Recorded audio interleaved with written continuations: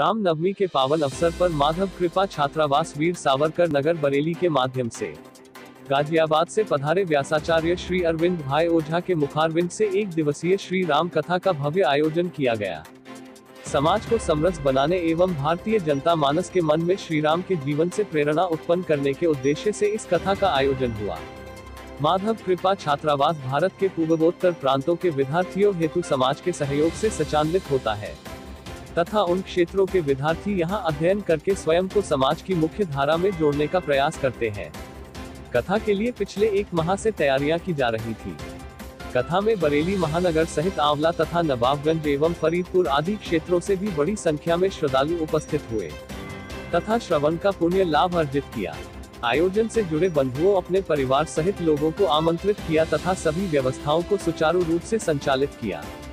कथा में व्यवस्थाओं की दृष्टि से श्री राधेश्याम जी क्षेत्रीय छात्रावास प्रमुख के निर्देशन में श्री अनुपम कपूर जी, श्री हरीश यदुवंशी, परशुराम जी, अमित जी, धर्मेंद्र जी, मनीष जी, मयंक जी, सुशील सक्सेना जी, विष्णु अग्रवाल जी, हरीश भट्ट जी, भाजपा पार्षद श्री सतीश कातिब जी, डॉक्टर अमित देओल, दिनेश सूर्य, महापौर उमेश गौतम जी, प्रदेश सरकार में स्वतंत्र राज्य प्रभार मंत्री डॉक्टर अरुण कुमार जी, सांसद संतोष गंगवार जी, मीडिया प्रभारी डॉक्टर हरीश भट्ट जी की उपस्थिति के साथ ही हजारों की संख्या में श्रद्धालुओं ने उपस्थित होकर व्यासाचार्य श्री अरविंद भाई ओझा जी के मुखारविंद से श्री राम के जीवन से प्रेरणा उत्पन्न करने के उद्देश्यों एवं कथा को ध्यानपूर्वक सुना। बरेली से मुस्तकीम मंसूरी की रिपोर्ट। इस काम को कर रहे हैं वो भगवान श्री राम ही संसार को चला रहे हैं। बस उसके प्रति विश्वास पैदा करना ये हम सबको काम करना है। परमात्मा के प्रति हमारा विश्वास आना चाहिए। वो छोटा सा बच्चा जब देखता है कि वो जब कुम्हार घड़ों को पकाने के लिए पूरा का पूरा मिट्टी के लगाता है और उसमें आग लगा देता है।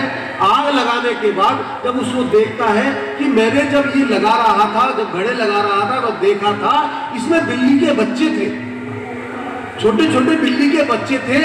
हे परमात्मा, अब उन बच्चों का क्या होगा? इसमें सारे में आग लग गई, अब तो वो मर गए होंगे।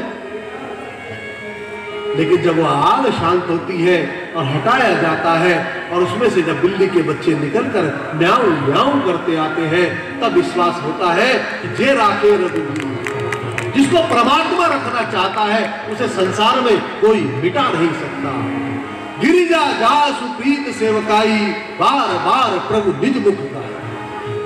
भगवान शिव ने, क्योंकि राम कथा भगवान शिव ने बोली, गिरिजा जासु प्रीत सेवकाई। इसलिए हे पार्वती, जो व्यक्ति इस संसार में प्रेम और सेवा का काम करता है उसका गुणगान गाने के लिए इस संसार के लोगों की आवश्यकता नहीं पड़ती। परमात्मा स्वयं अपने मुख से उसका गुणगान गाता है। बार बार प्रभु निज मुख गाए, परमात्मा गाता है। इसलिए संसार के परमात्मा का स्वरूप मानकर इस परमात्मा के संसार की सेवा करना ये हमारा कर्तव्य है। यही भगवान का काम है। ये काम हमको करना चाहिए। श्री हनुमान जी महाराज इसी काम को करते हैं।